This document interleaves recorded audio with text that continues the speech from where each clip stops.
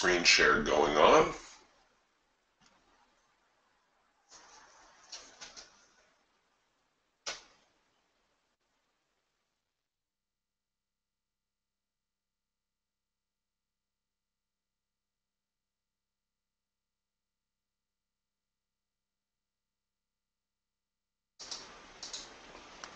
Okay, so the markets have just opened. Bear with me here a moment.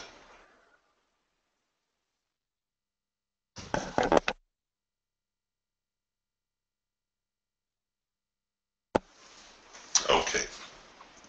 I'm no good at multitasking, so I had to get myself organized here. The markets just opened up after a rather sideways session yesterday. So we saw the market fall off and then recover again before the close. Pretty much the whole day was spent going sideways. We're opening with a slight gap to the upside. So it will be interesting to see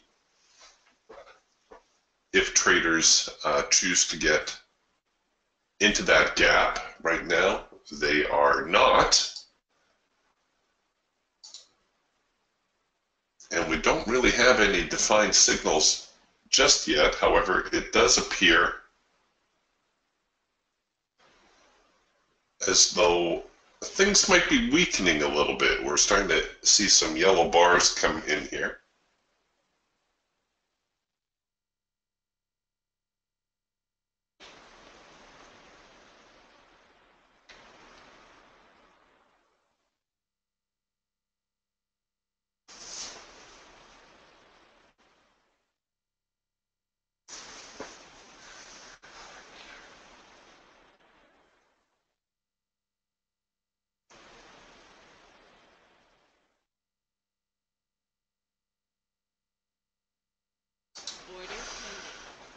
So what I would anticipate is perhaps a pullback into the hard edge. We do have a macro pullback signal.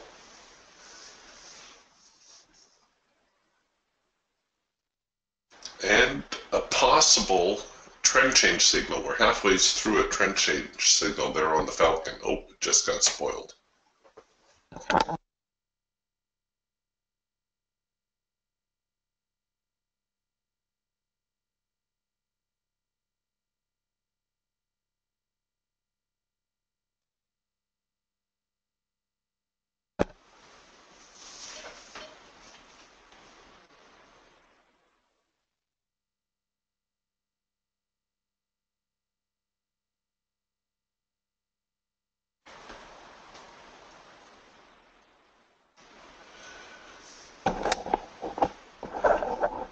Thanks for the reminder, Steve.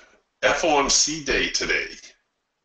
And that is one of the few reports that you really want to be aware of because it does have an impact on the stock market.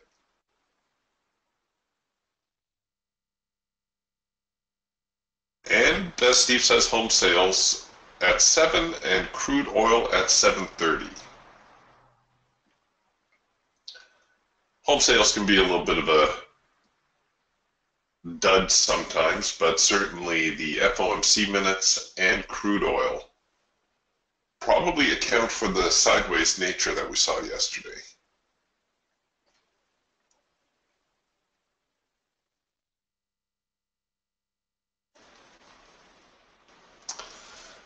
Here they come. I think they are going to try to get into that gap. We do have a soft edge sell signal here on the Raptor, and that has since engaged.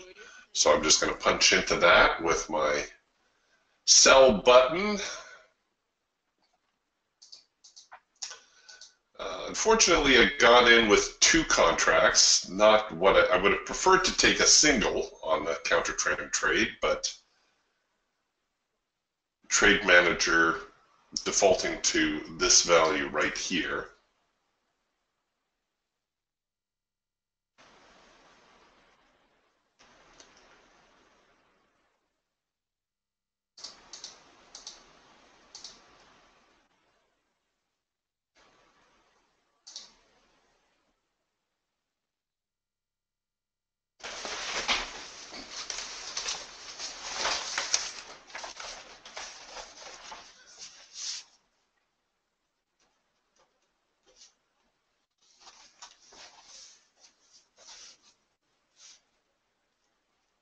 Seems like about 5-6 minutes into the session, we always get a signal. Hopefully this one's going to work out. Get down there. Get into that gap.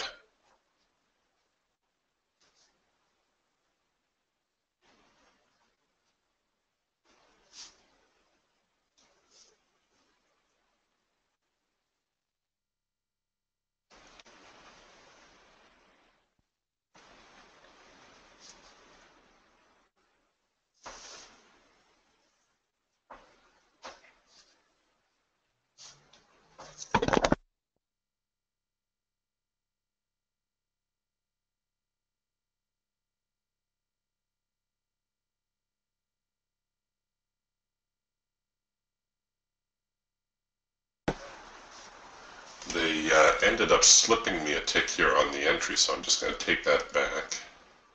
There we go.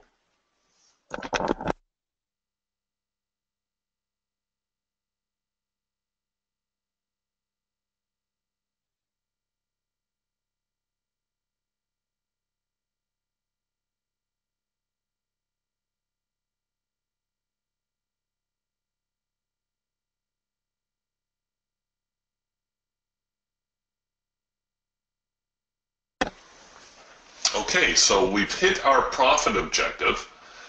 You, of course, have the option of going all in, all out on the trade. That would have left you with a $200 profit. I did take profit on one of my contracts, and now I have the luxury of having a runner in place. So if the market does try to get lower back into yesterday's trading range, maybe even challenge yesterday's lows, well, I'll be able to take advantage of that. Ooh, I should get my mouse out of the way so that the market can continue lower.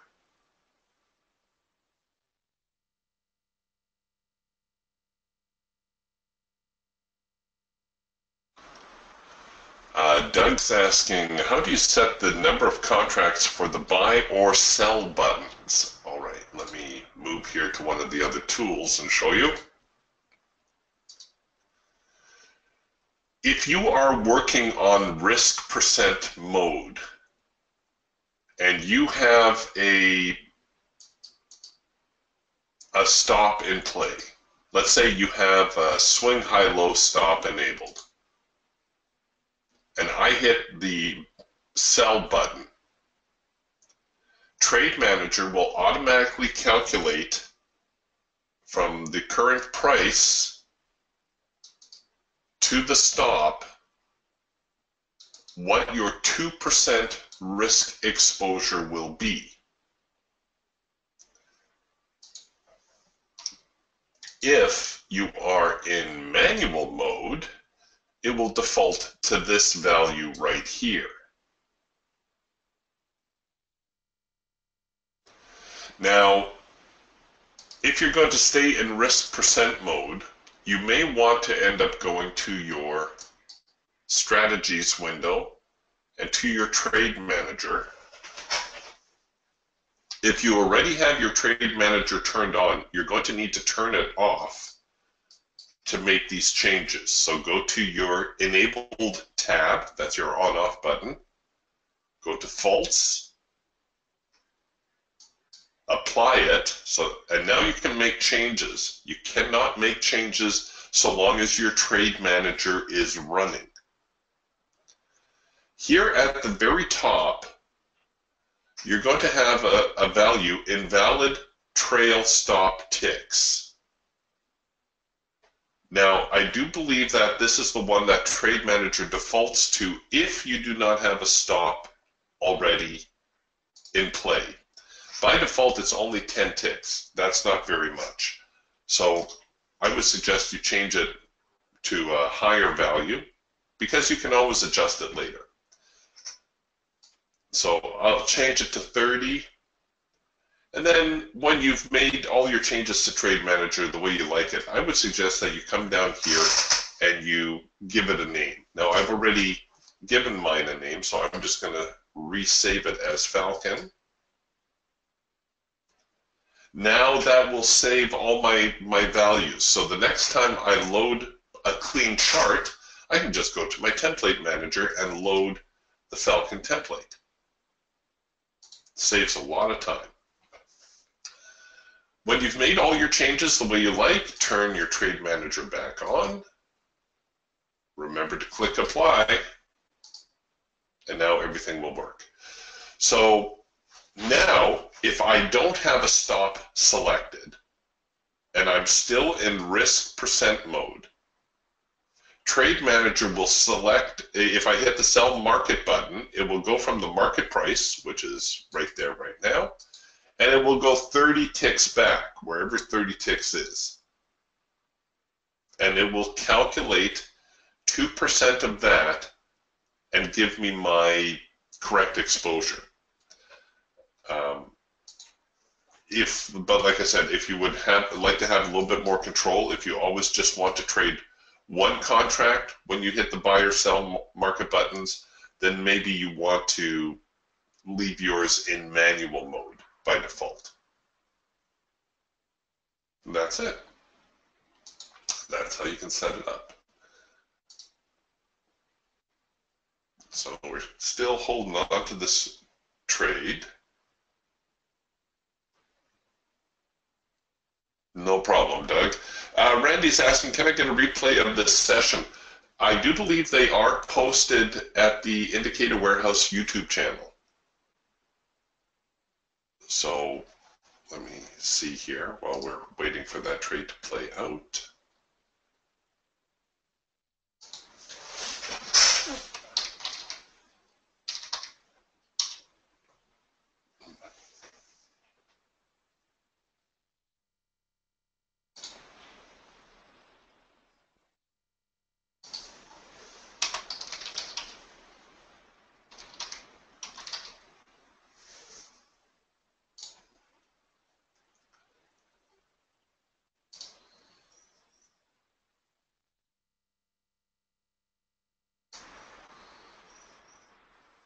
Yes, there you go.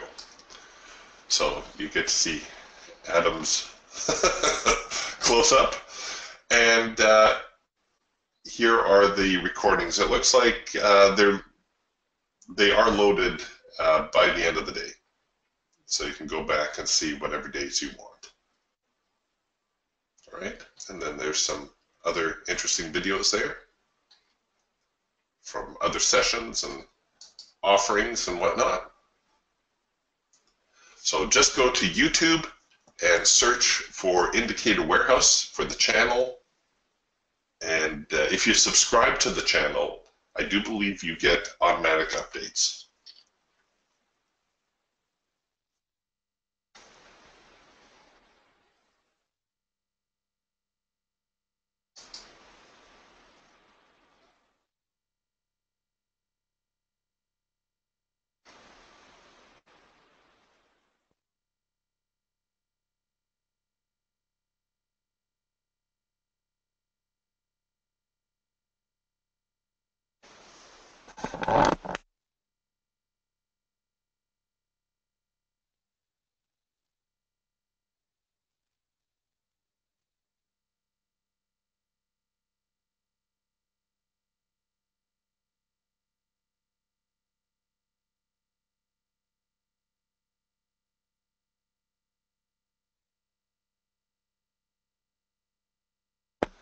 Still holding on to the trade, but just barely.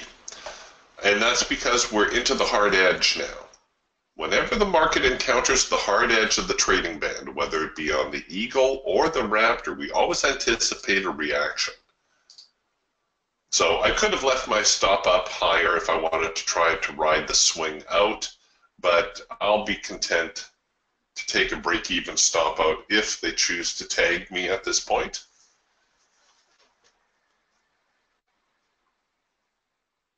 Otherwise, with a little bit of luck, we'll see one more push lower,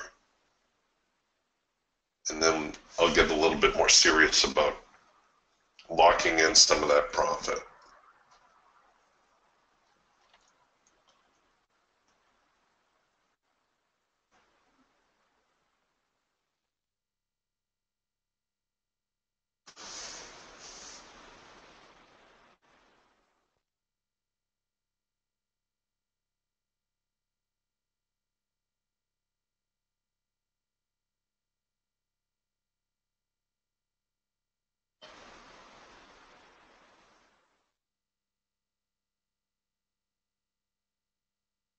Frederick's asking, wouldn't it make sense to take partial profit at the hard edge? Yes, sir, absolutely.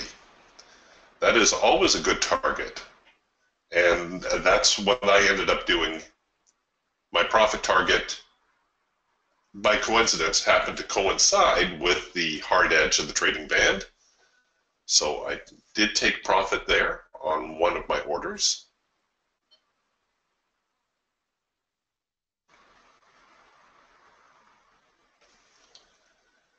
So next stop, the median line, and after that, we got a little bit of room.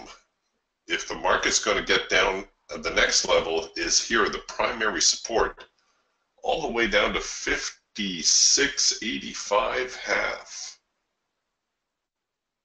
That would be a huge move.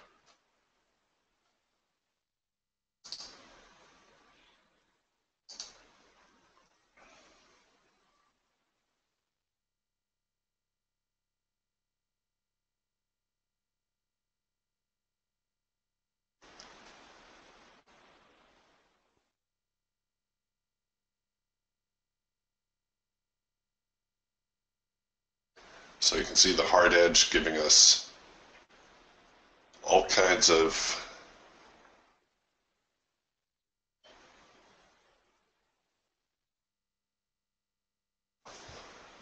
support right now. Tony's asking for a crude oil chart. 1 second while I find my crude chart.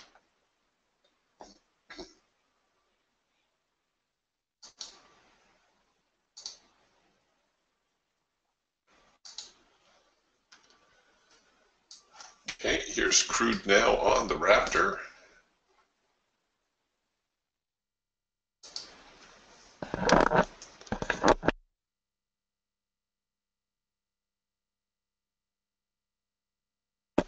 Nothing really going on in crude at the moment with the Raptor. Let's take a look here at some of the other charts. No, the Hawks in yellow bars. The Falcon perhaps making a late filter entry. So with the late filter entry on the Falcon, the filter goes out of sync. It needs to come back into sync. The trend line never changes color. That's the important part. And of course, we need to produce a signal. We haven't seen a signal here yet either. But that's how it's shaping up for the Falcon.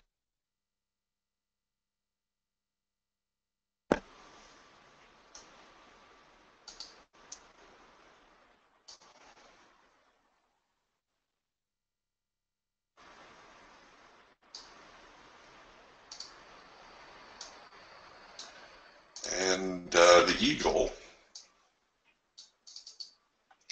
The Eagle does have a red bar buy signal.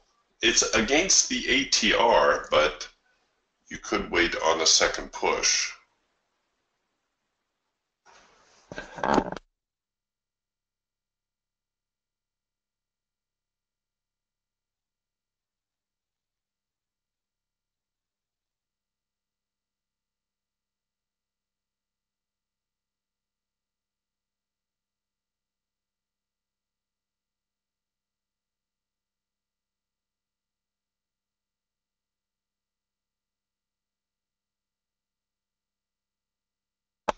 All right, so they tagged me on that little bit of a reverse.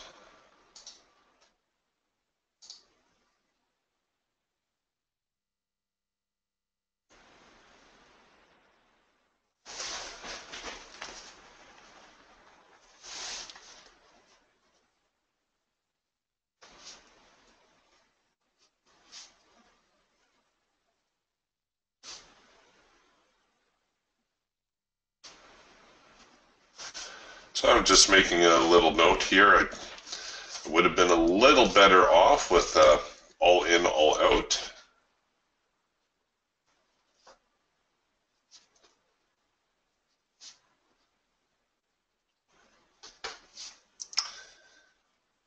It's useful to keep notes like that in your trading journal.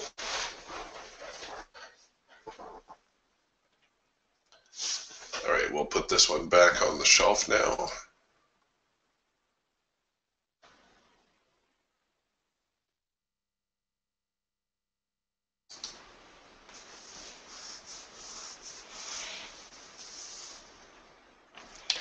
Randy's asking, have there been any Raptor updates in the last 2 months?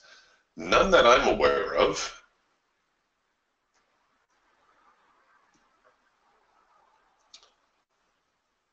One thing I like about the way Indicator Warehouse does things is there's usually a whole lot of testing that goes on before there's a release.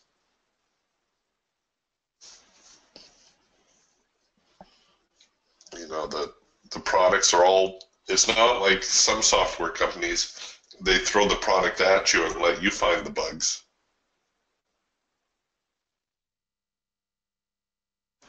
We try to find the bugs before you do.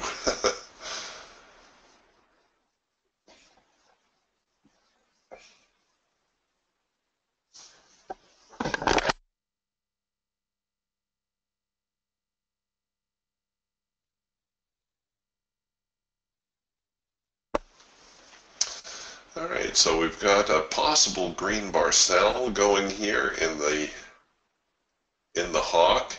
We do have our first in-sync signal here now on the Eagle. I wonder if that one worked out yesterday for us. Where did it come? My goodness, we didn't even get an in-sync signal yesterday. The market was all over the map. I don't think I've ever seen that. So with the Eagle, and again, I'm a little bit late on this, but the in-sync signal is the first signal of the day, and we actually anticipate that to have some pretty good follow-through to it.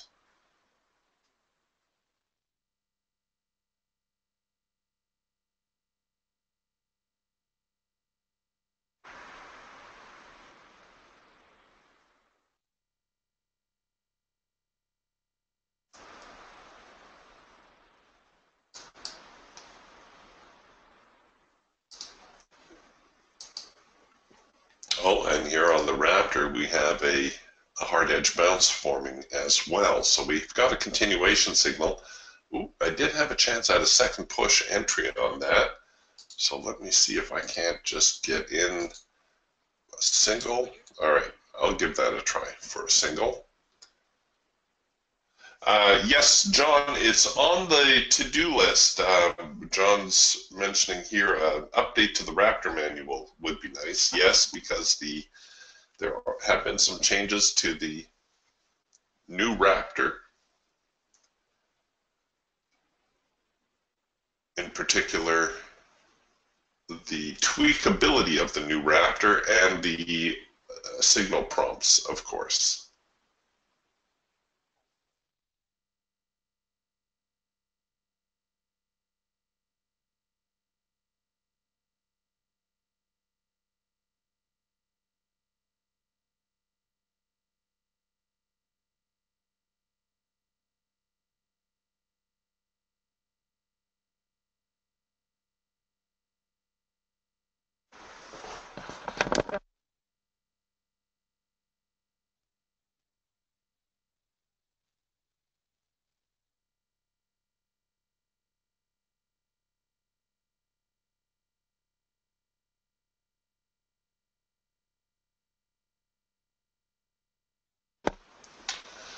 Uh, let's see here. James asking, can we trade the TLT instead of the ZB with the Raptor? And yes, of course, by all means. For those of you who don't know, the TLT is the ETF version of the Treasury bonds.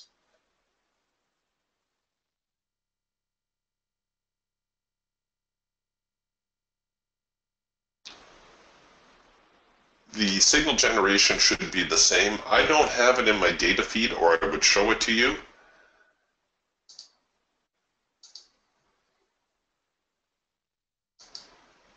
You'll probably have to reduce the brick size, just like we normally do for the bond market. But yeah, by all means, we had a DTS owner who would always trade the GLD, which is the ETF for gold. The nice thing about ETFs, because you're trading shares, is that you've got a lot of control over your position size, which is a definite bonus.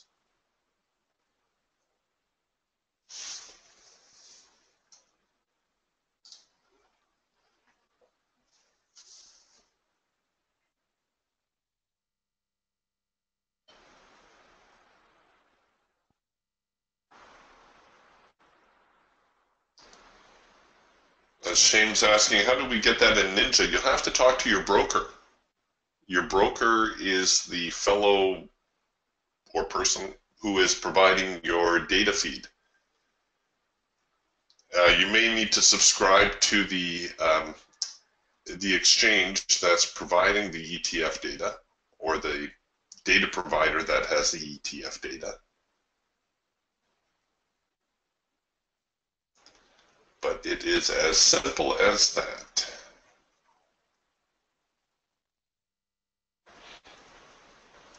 I wanted Adam to do the OTC stocks. Let's do some penny stocks with the DTS system. He didn't go for it. It might mean more coming from you if that's something you'd like to see. Put a little bug in his ear. Don't tell him I told you so, though.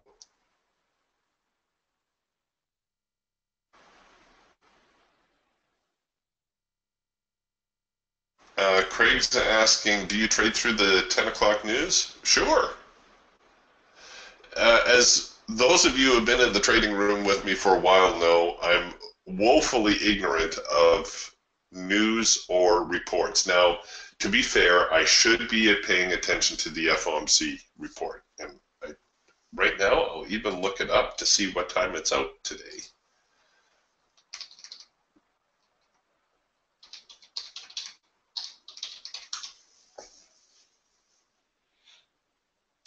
So the minutes are out at 11 a.m. That's Pacific time. So not till 2 p.m. This afternoon. So the market could be a little bit lackluster until then.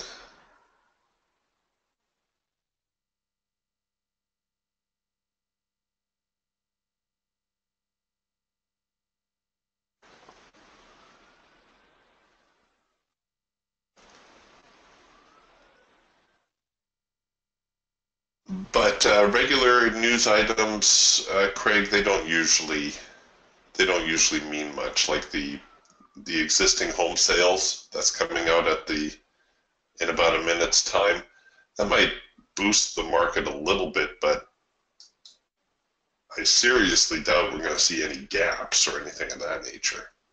See, there's the home sales. See that little burst that we got? Wahoo! Okay, so now we're looking at yet another soft edge sell signal, and we do have another second push entry opportunity. Now, with the second push, all that means is we allow the signal to engage,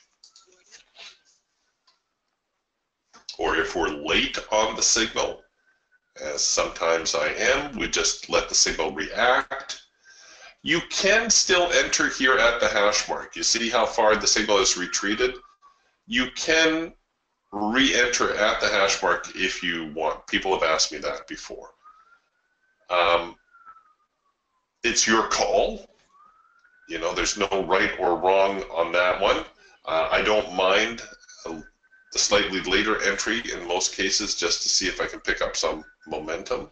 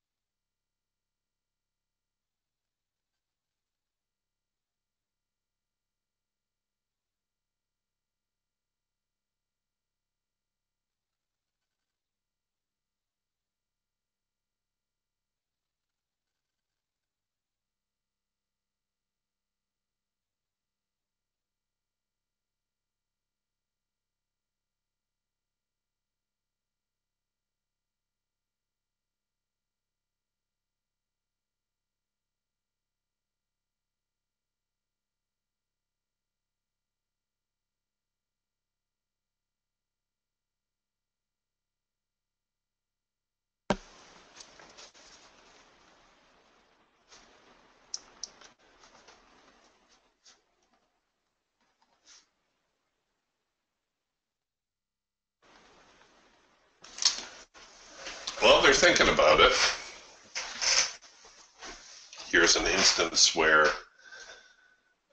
had I taken the entry on the hash mark, I'd actually be in a little bit of a profitable position right now, but I'll just kind of hang with this.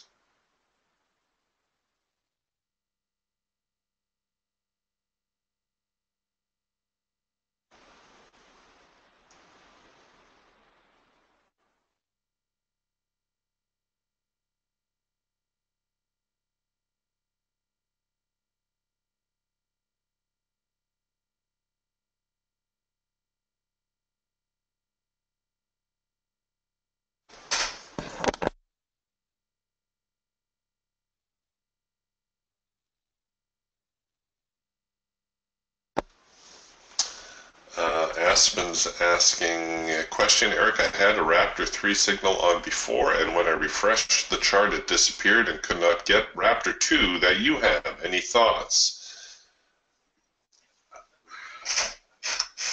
Refreshing charts is a little bit of a bad habit. You shouldn't refresh your charts too often. Make sure that you have, the reason is that you're resetting everything all the time. It's one thing to reset it if your charts aren't working properly, but it's another thing to keep resetting it just because. So you're going to want to make sure that your Raptor settings have not changed, that for whatever reason you haven't gone back to the defaults. Make sure your soft edge cell parameters are still set the way you like. That's about the only thing that I can think why it would do that. When you refresh as well, the market or the chart begins recalculating from its new beginning. So for instance, if you've got, excuse me, I've got a sneeze coming on, 1 sec. Sorry about that. So if you've got, say, 10 days of data loaded, and the chart is here, it's going to look back 10 days, right? It's going to go back 10 days of data. Well, if you're at this point now, your 10 days of data are going to come up a little bit shorter of where they were before, right? And this difference right here might be enough to mix up one of the signals. Now, I'm spitballing there because really it shouldn't, but computers and these trading algorithms, they can be a little bit sensitive to some of the strangest little things. But if it keeps happening, Aspen, shoot an email over to Ben, and I'm sure he will get you straightened out.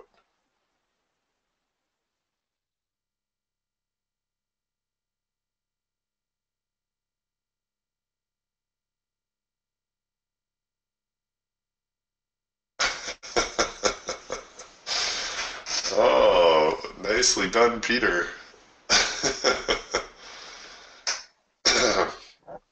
Peter says, good morning, Eric. I just booked a tea time because I made 3 profitable trades only to see I was in sim mode. Yeah, I've done that too. So I'll continue to practice in sim mode for the next hour. I know, annoying, isn't it?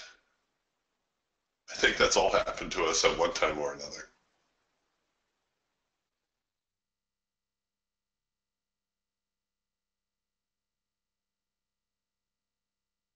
Oh, Tony's sweating that Eagle trade. I know, it's, I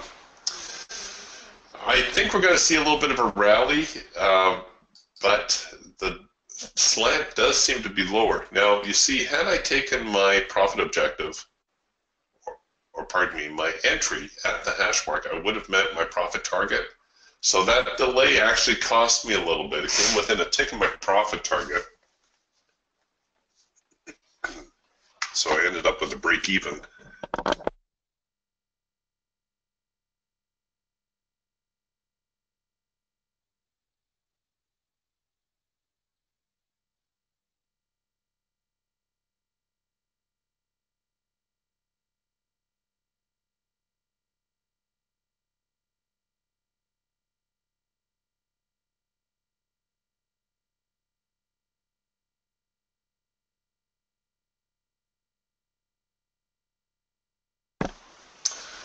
Um, sure, Aspen's asking, can I get a screenshot of your default settings? Absolutely.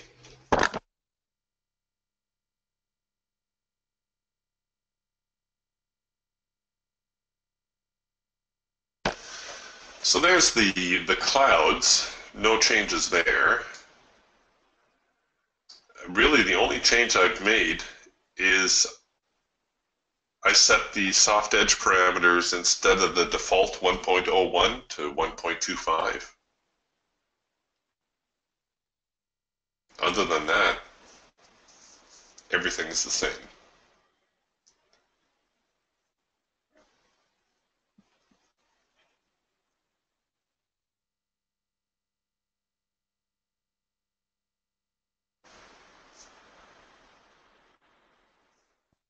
Paul's asking, can I see the cloud settings again?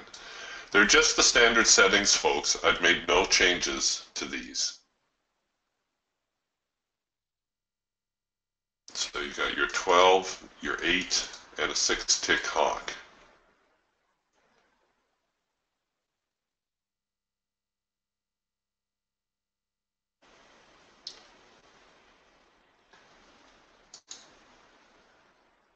When you've got your Raptor tweaked the way you like it, you know, if you choose to change some of the colors or whatever, again, it's a good idea to save your template.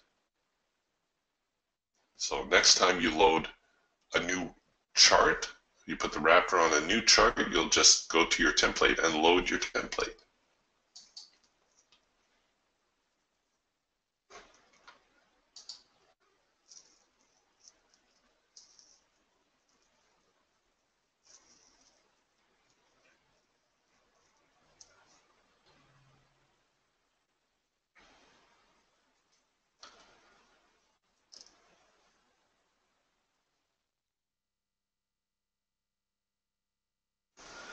All right, so taking a little bit of a bounce down here. The Eagle's coming back with yet another green bar, pardon me, a red bar buy.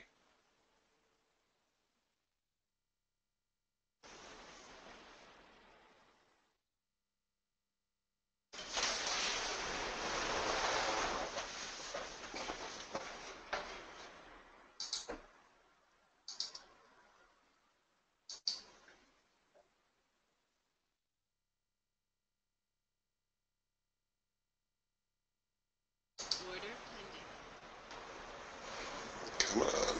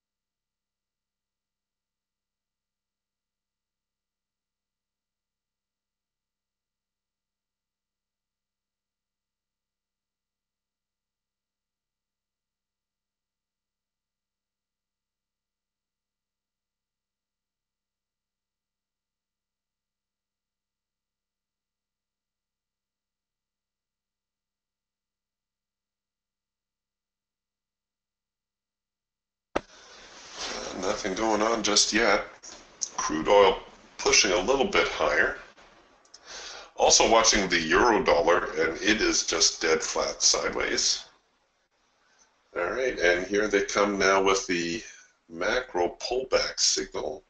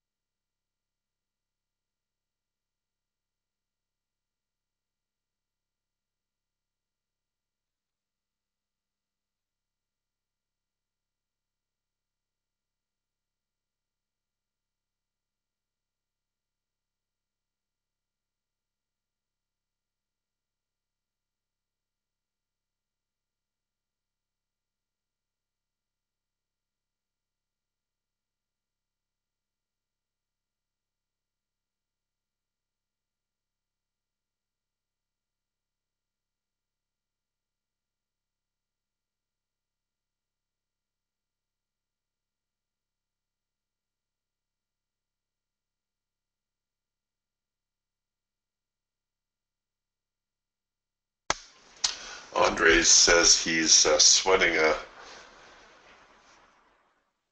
6E trade from 1.1206.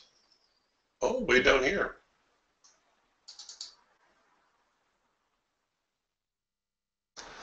So a nice little buy. Yeah, the 6E, it's a great market to trade. If you're interested in adding a currency to your mix, the 6E is pretty tough to beat. The British pound is also a decent currency to trade. Looks like we had some decent follow through off some of these signals. You'll have to excuse me if my chart looks a little different than yours. I happen to have the 6E on the faster settings, and that's only for convenience sake, in case someone wants to see a market like the E-mini S&P or perhaps soybeans, some market that requires the alternate settings. I like to be prepared.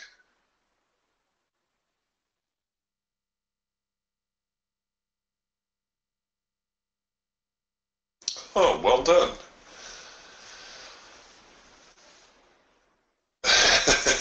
Yeah. Yes, that's true too. Andre says the 6B is a beast. That's the British pound US dollar pair. He says it kills newbies. It can be a little bit crazy, that's for sure. Andre says, I hit my first target at 10 ticks, waiting for target number 2 at 20.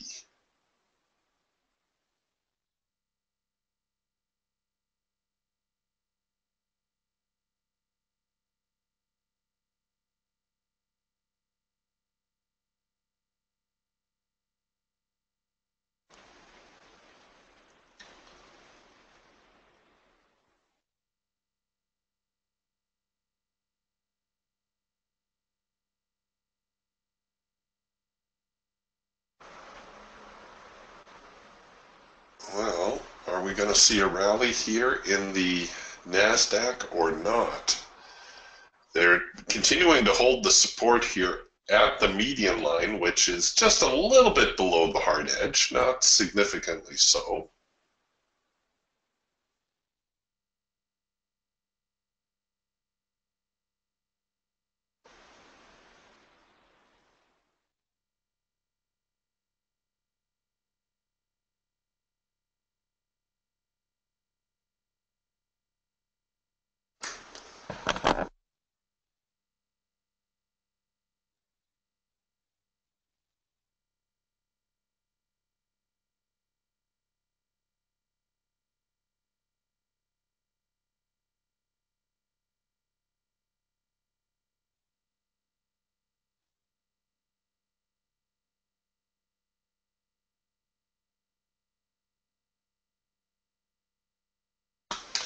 If they do come out of here with a little bit of a rally, the Raptor should give us a hard edge bounce signal. Here's the Hawk now drifting into yellow bars, which is suggesting maybe a rally as well.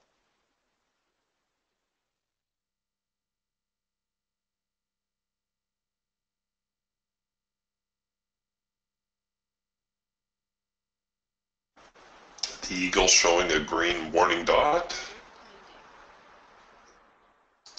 Now here on the Raptor, this is one of those signals that's going to be open to interpretation. It is not a pure hard edge bounce because the clouds are not stacked the way we would normally like to see them stacked. We do have an opportunity for a second push on this one as well.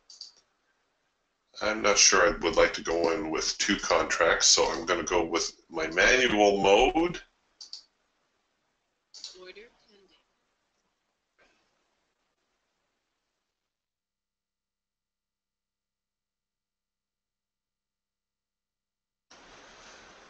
So the hard edge bounce occurs when the market encounters the hard edge and continues with the original trend. It is a trend continuation signal. That's what we got here when the number 3 signal printed. And you can see in the meantime we had a little bit of a counter trend signal, and now we're coming back with yet another buying opportunity. It's your call whether you want to try to buy earlier or whether you want to wait for the complete signal to print. If it comes out of here and it goes higher, the clouds will get back into sync, and it will either produce a number 1 signal, which is the cloud crossover signal, or a number 3 signal, which is the hard edge bounce. When in doubt, I find it helpful to use a second push entry. It does tend to keep you on the right side of the market.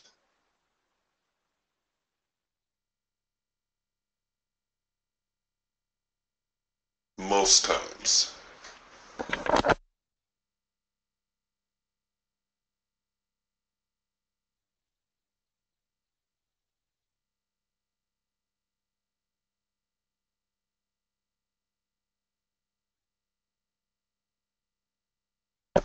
And the beauty, of course, of using a second push entry is that if the market reverses and goes the other way, well, no harm, no foul, as they say.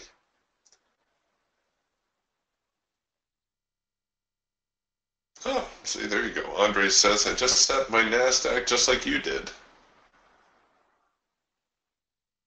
Great minds think alike. Or is it that small minds seldom differ? I forget. Just kidding.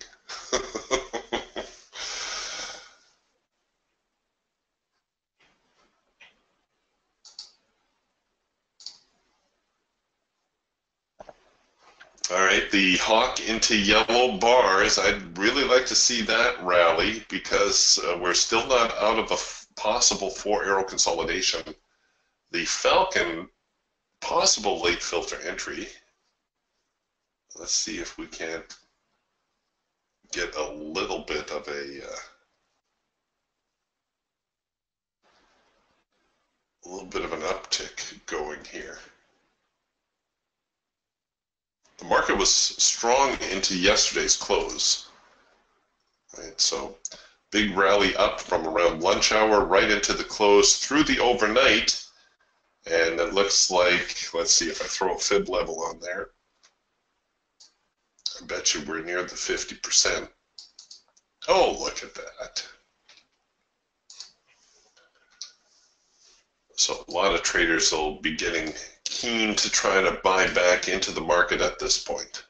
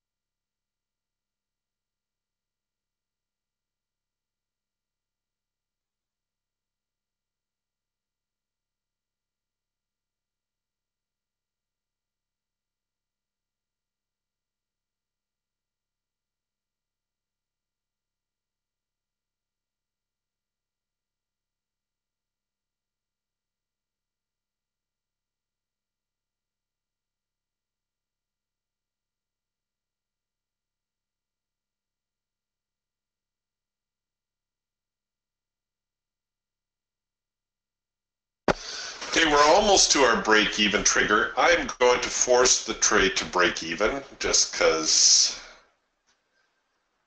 that's the kind of guy I am. I'm going to chicken out here. We've got about $50 in open profit, so we do have our scalp target if you want it. No, don't turn around. Yeah, stinkers, get up there.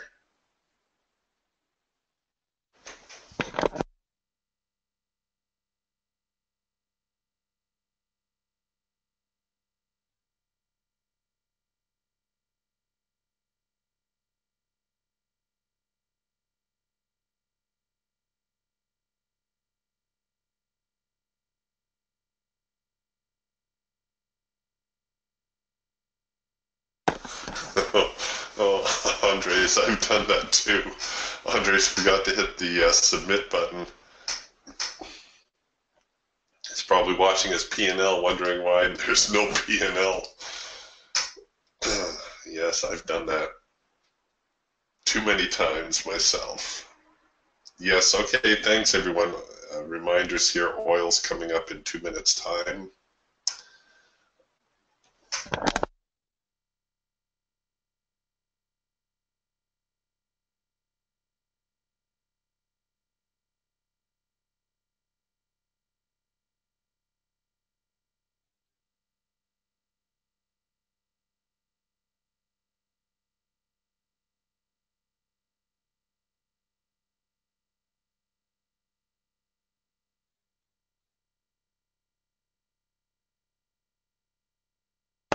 Nuts! Not again.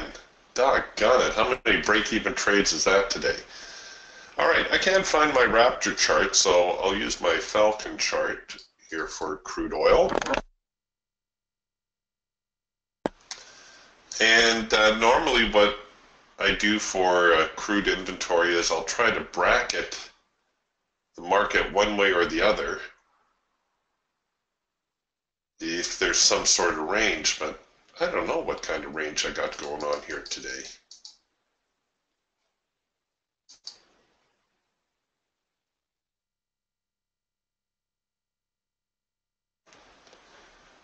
We are producing a trend change signal. If you had the nerve to get in before the inventory report, we may actually be producing a buy signal. Maybe today I'll let the inventory report release and then look to bracket the range. Either that, or you're looking to buy above here, short below there. Or I suppose if you wanted, you could buy above the primary resistance, but the market did turn twice already before 52.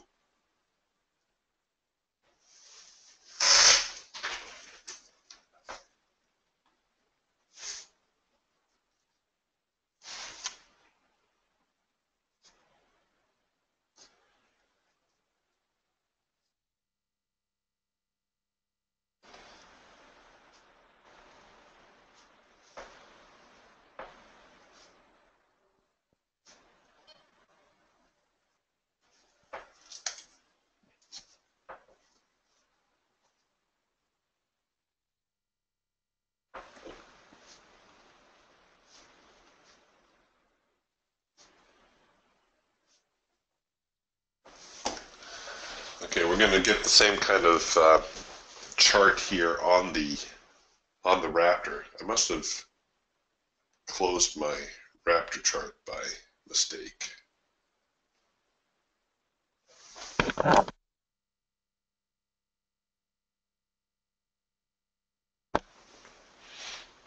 All right, so any moment now we'll see crude, and I'll get my OCO ready, I'll get my stops ready.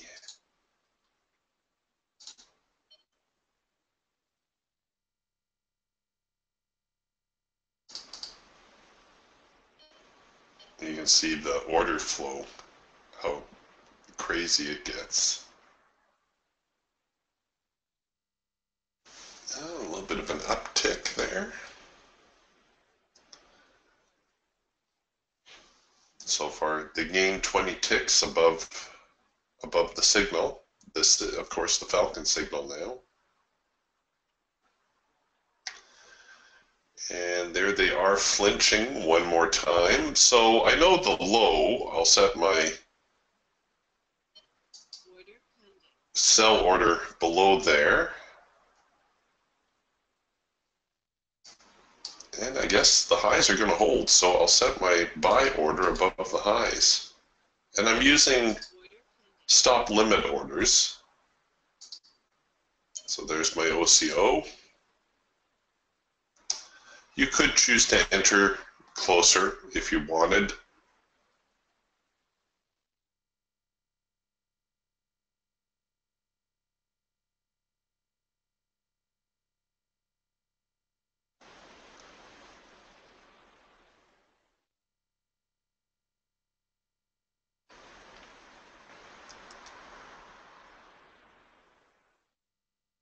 Good morning, Jake. Jake says, I need some help with stops and targets with the Raptor. Will it be possible to call you later? Unfortunately, Jake, today my day is fully booked. But please, part of the reason for having the room here is to answer your questions. And I don't mind reviewing stuff, and there's probably a couple other people with the same concerns. You know how it goes.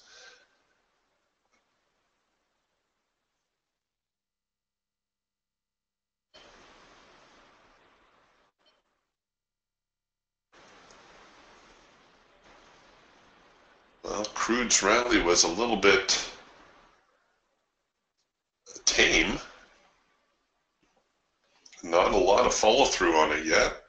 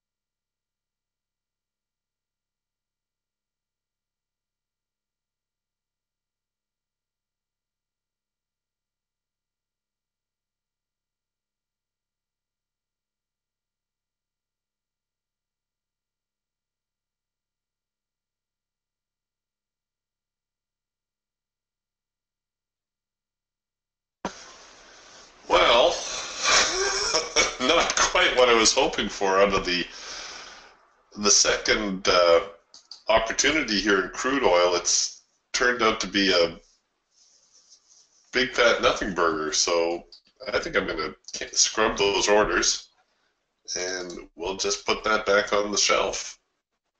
Not much in crude post-report.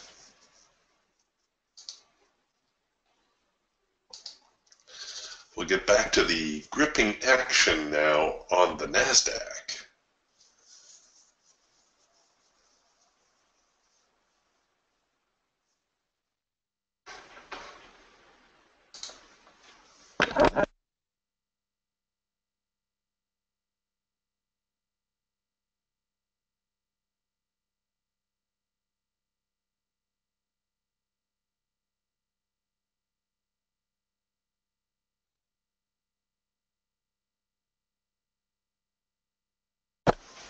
Oh, way to go. Tony grabbed a few dollars out of Crude oil, he says, I went into the report with an uptick expectation, got long at 51.63, covered 51.73.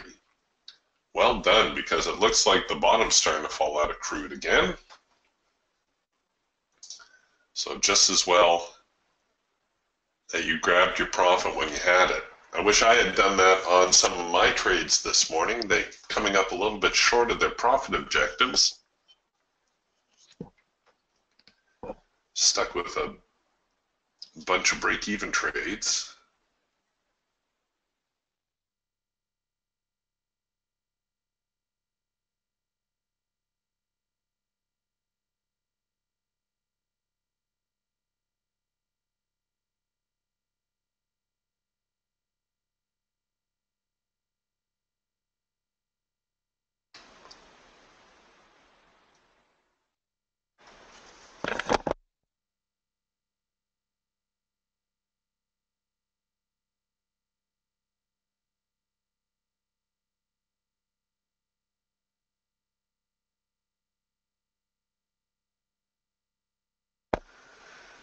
Okay, while we're waiting,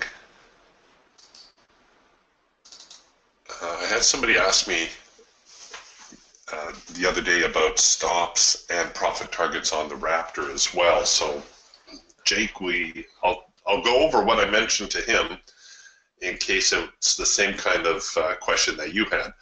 First, I'll deal with the profit targets because that's the easy one. Our default profit objective is $100 per contract. So if you're trading a market like the NASDAQ, which trades at $5 a tick, that means you're going to need 20 ticks to hit your profit target to get your $100. If you're trading a market like crude oil or the Russell or something that's trading at $10 per tick, obviously you're only going to need 10 ticks. Now, crude oil does tend to be a little bit more volatile, so very often what I'll do is I'll double the profit objective for a market like crude.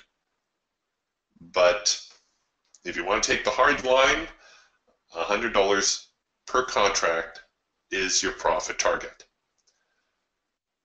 So what about the support and resistance lines? Very good question.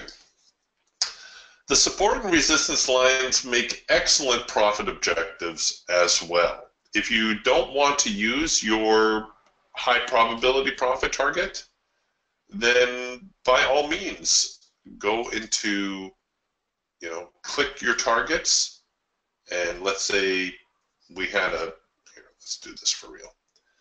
So here with our buy signal, so there was my hard edge buy signal that I was anticipating. Let's use the primary resistance as a profit objective. That is a totally feasible trade. You can also use other support and resistance areas as profit targets. Sometimes people will look at this and they'll say, okay, well, the high of the morning is here at 57.24 and a quarter, or 57.24 even. I'll use that as a profit target, or the overnight high. Sure, you can do that too. Some people will choose just to have a runner in play, in which case your target 1 is going to be 0. I'm going to dial that down to 0, and now every trade will be a runner. And that's okay too. There is no right answer here, and I know you guys hate to hear that. The only right answer is the one that works for you. Trading is a very personal business. I can tell you what works for me. I can tell you what I think is prudent, but really at the end of the day, it is your money. So I believe, if you're just starting out and you haven't decided yet, go with the high probability profit target. It's a high probability target for a reason. You'll see that very often when that target gets hit, the market will react. See, just like it did down here. And in fact, on this signal, the market reacted just a little bit early of the profit objective.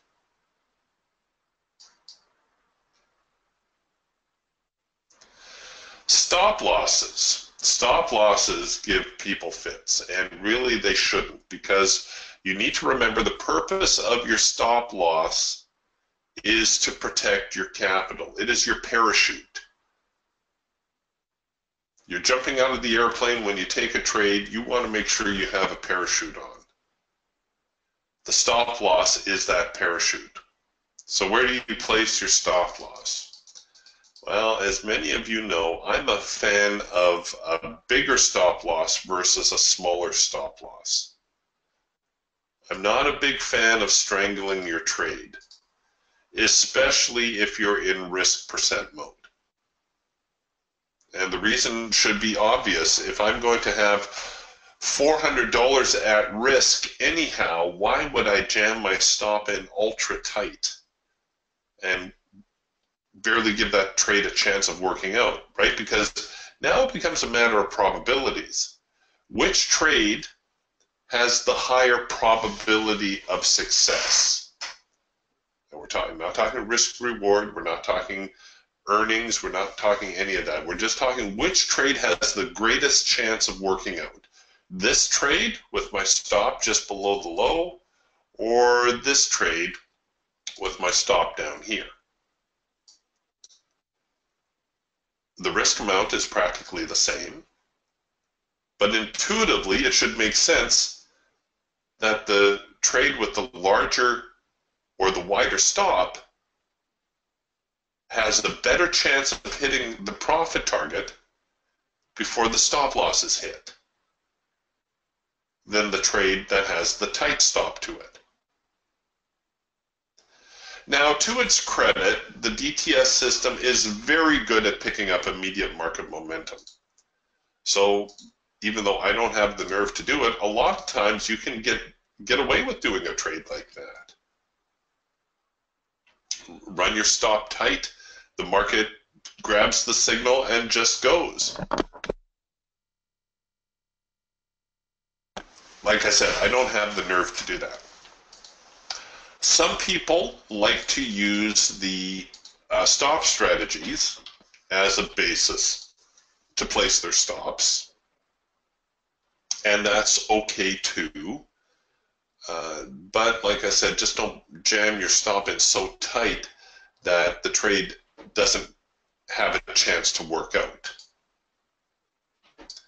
My personal preference is to set my stop 2 swings back. That's kind of my rule of thumb. If I set my stop 2 swings back, it's very unlikely that it's going to be hit unless there is a serious market reversal. So there's swing number 1. Here's swing number 2.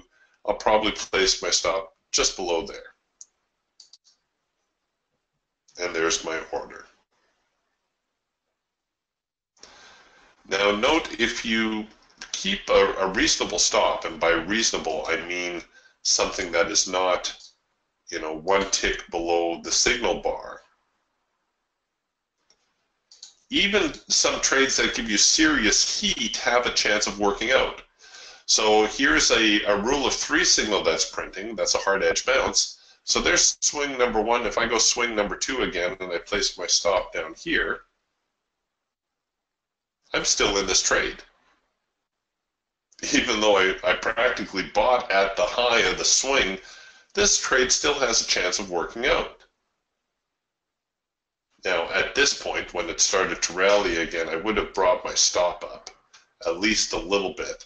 And I would be looking for hopefully one more rally, one more opportunity to bring my stop up again. So if I get another little rally bar here, I'll probably roll my stop to here now.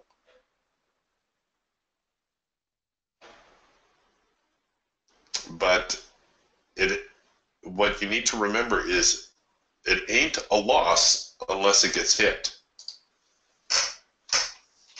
right? If I put my, on this signal here, if I put my stop right down here, and I was running my full 2% risk, I took a $400 hit on that reversal. You might be saying, oh, well, Eric, I wouldn't have done that. I would have only ran a single contract. Okay, fine. So you took a $60 hit. I still haven't lost any money. So it's kind of like a game of tag. You got to try to keep away.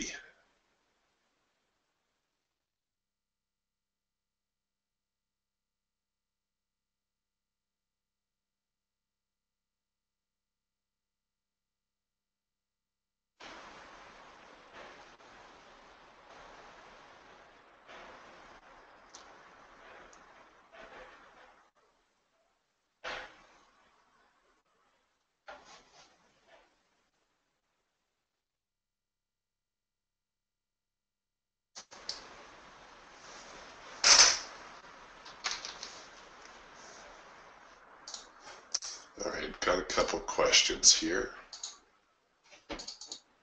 Oops.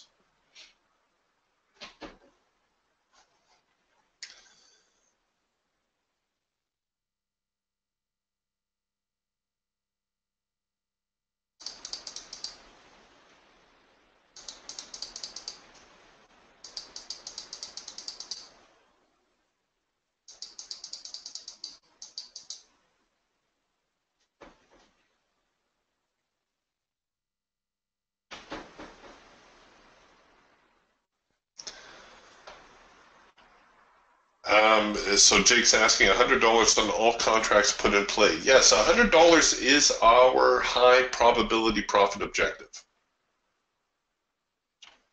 The idea is that if you can consistently make $100,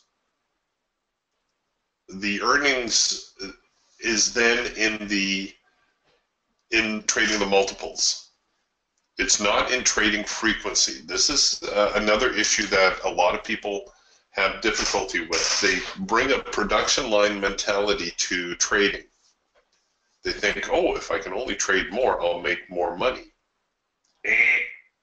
No, that's not how it works. You don't make more money by trading more often.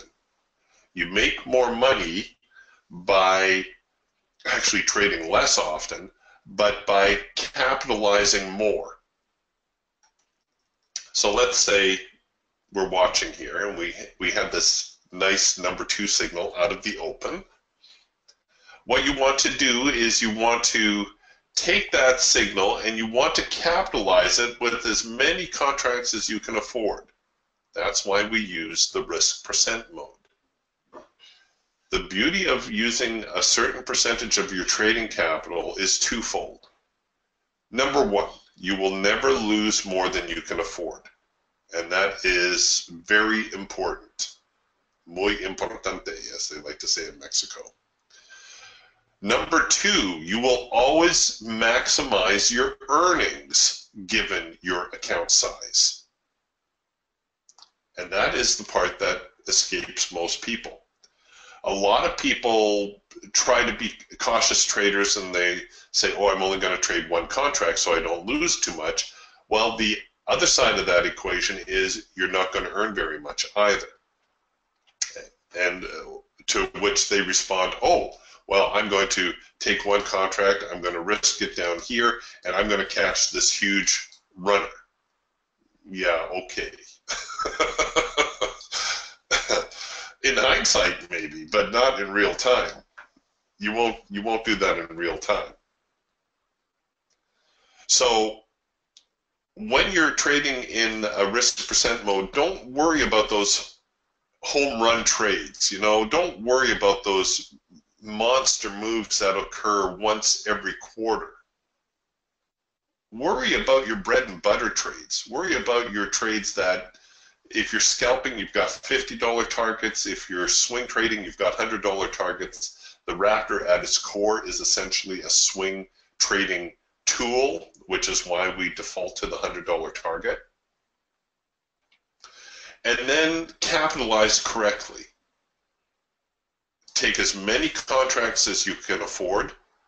Try not to strangle your trade, like try not to keep your stops so tight that the trade doesn't have a chance to work out. And sometimes you're going to end up where you're just going to be able to afford a single because that's what it's going to demand in order to keep that proper stop. There is such a thing as a proper stop, and sometimes that stop demands that it be further away. That's just how it is. There's no point wishing you could run a tighter stop, wishing that you could place your stop right here. What good does that do you when you get tagged out? You're still out now $150. My stop has still not been hit. And now, I'm giving the trade a chance. I could have rolled it to here, and now I could roll it to here. Okay, it may reverse on me, it may stop me out. I may still get hit for $150, but at least I've given the trade every opportunity to become profitable. And that's the whole point of a stop loss.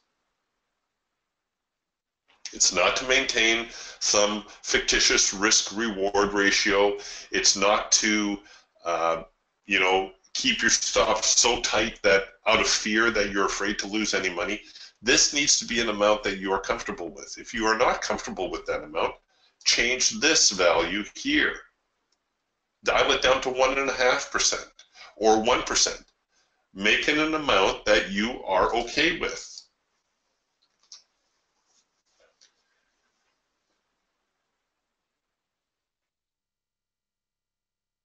Because this needs to be an amount that, while unpleasant, it's not going to ruin you to lose $300, or it's not going to ruin me to lose $300. I need to keep a level head when I'm trading. I need to try to make right decisions, not decisions out of panic. I'll share with you a very quick story. I was coaching a fellow. He hired me for some private coaching, and it was time to go live. So we were trading live, and he said, "Well, should I take this signal?" And I said, "Well, it's your money. I can't tell you to take the signal or not take the signal." But I said, and he was trading his own parameters. I said, "It looks like it meets your signal parameters, and you can afford the risk. So yes, you should take the signal." So some of you will have already heard this story, but bear with me. So the market moves a tick in his favor, and he's all, okay, great, the market's moving my direction. Then the market starts to move a couple of ticks against him. And rather than just, be quiet and wait the market out, all of a sudden I hear him muttering under his breath and calling himself down and cursing. And it's like, what are you doing? And then the market went a couple ticks in his favor. It's like, oh, okay, everything's going to work out again. And then, of course, it went a couple ticks against him, and he repeated the whole thing. He's swearing and cursing and calling himself stupid and an idiot and whatever. You can't do that. This is a very difficult business that we are doing here, folks. We are trying to anticipate where the market is going to go next. Don't let anybody ever tell you that this is an easy thing to do. And don't let anybody ever tell you they know where the market is going to go next, because they are flat out lying. Nobody knows. So we get our setups, we get our signals, we structure the trade the best that we can by leaving a reasonable stop. We protect ourselves by not risking more than we can afford. We capitalize correctly so that if the trade does work out, we maximize our earnings. By doing all these things, these three things, good entry, good trade management, good money management, you increase the odds of becoming a profitable trader exponentially. Because 90% of the people out there are focused on one thing only, and that is the signal. They think if they can only eliminate their losing signal, their bad trades, that they will make money. Wrong again. That's not how it works. You will never, ever eliminate all your losing signals. It's impossible. All right, I'll get down off my high horse now.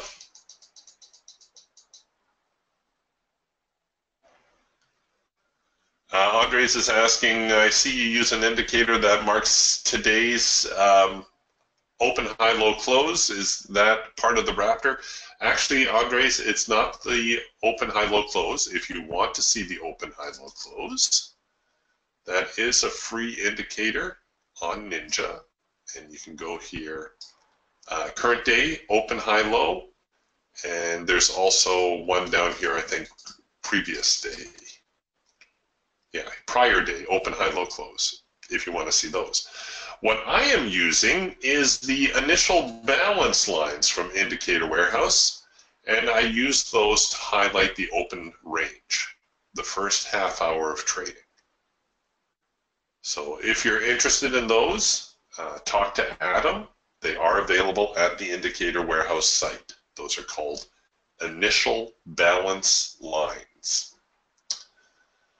Paul's asking, where's the new Raptor manual? It is still in production. The prior Raptor manual is still available at the website, but part of the reason I spend so much time going over the signals in the room here is to compensate for the lack of a written manual, but it is on the to-do list.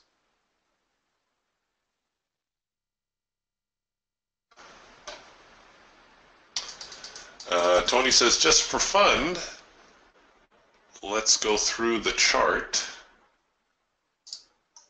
and use just the support and resistance lines for entries and exits. He says, you'll be surprised at how well they work. Well, other people might be surprised, Tony, but I won't be surprised. I know how well they work. All right, so there they are. So there's a break of the median line. A little bit of a reaction. It did get down to its profit target. I think it would be important to run with all-in, all-out targets. A nice little break of the primary resistance. That one's going to have some follow-through. Look at that thing go. That moved 2 full zones. All right. Well, I won't do too much of that, but yeah, that's a great exercise and a great way to gain confidence in your tools too, folks. Is if you do a little bit of back testing on your own. Natalia, good morning, Natalia. Natalia asks, Eric, are you using the Indicator Warehouse RMA line or indicator on any market or charts? Can you provide more details on it? I do believe the RMA is programmed into the Hawk and the Raptor.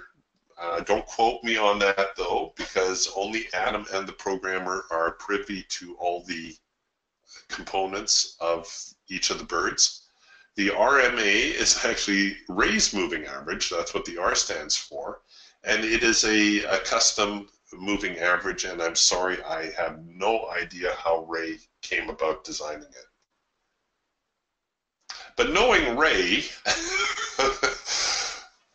being the type A personality that he is, I would say it has been designed to be more sensitive because Ray was not a patient, or is not a ultra patient fellow, not with the marketplace. Jake's asking, which stop method in the trade manager will give you the biggest stop loss? Probably the swing high-low. That's usually the one I default to. Chandelier is pretty broad as well. The chandelier usually gives you a lot of wiggle room, but you can also set a fixed stop. So if we're looking here at the day ranger and we can see our average daily range, right now probably sitting around 150 to 200. We're a little bit light the last couple of days, no doubt because of the FOMC minutes. So let's say we take 150 as an average, and let's say we want to run,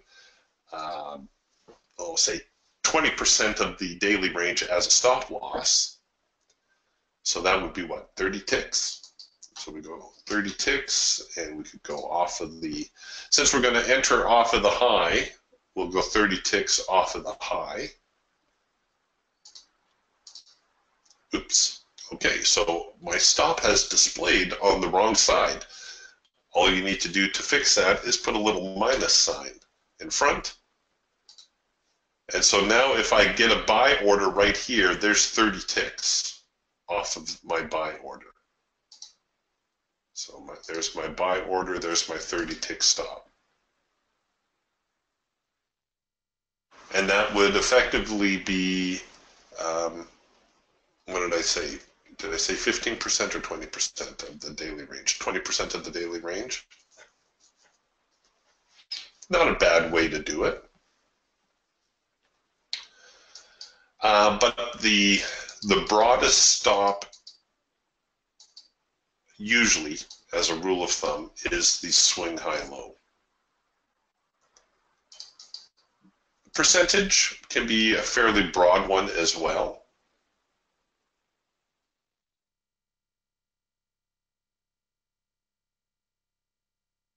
But, you know, you'll see me in the trade room here. If I don't manually select a stop out of the gate, I'll probably default to the swing high-low.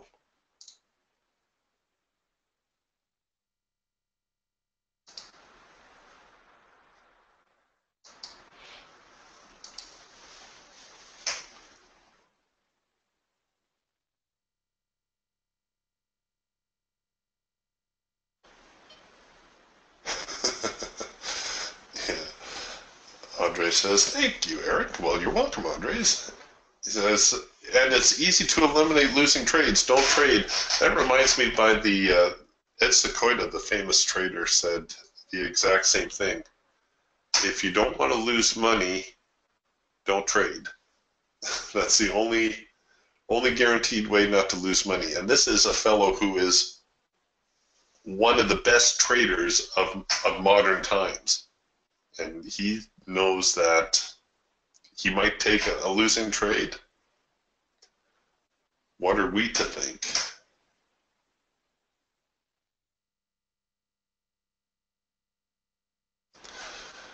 Pujar is asking about the Geiger counter here.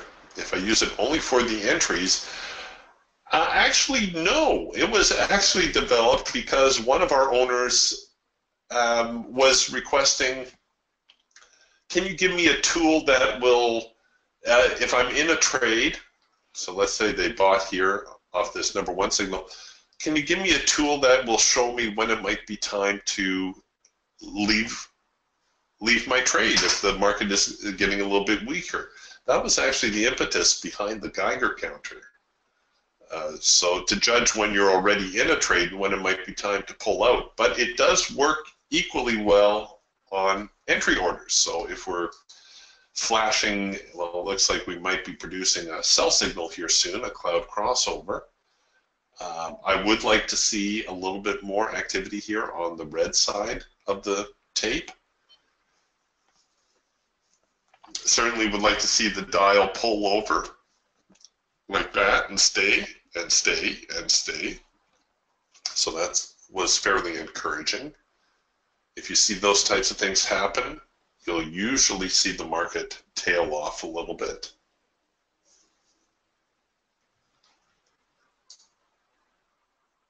But it's a very helpful tool, I find. You see, now we're getting some of that, a little bit of that follow through. It always takes a few seconds for the trickle down.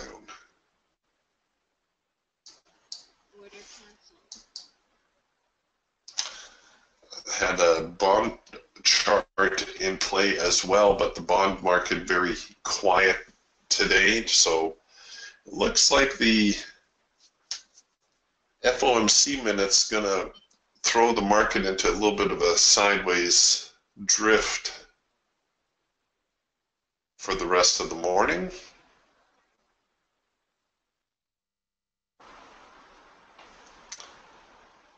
If I had to guess, well, it's really dead even. I think you're probably better served taking a earlier profit target on any signals that might generate.